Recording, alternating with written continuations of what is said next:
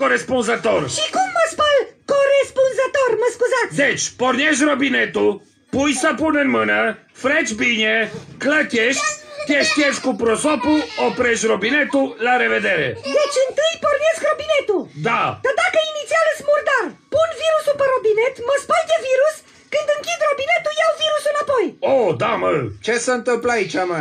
Gustere, explică-ne cum te speli pe mână eficient ca să elimini virusul. Deci, deschizi robinetul, pui săpun, freci bine, freci robinetul, clăchești, închizi robinetul, te ștergi cu prosopul și gata. Deci speli și robinetul. Da.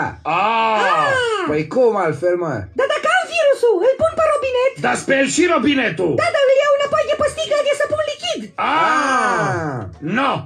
Păi atunci, pornești robinetul, pui săpun în palmă, speli robinetul, speli sticla de săpun, speli palmele, oprești robinetul, te ștergi cu un prosop și gata.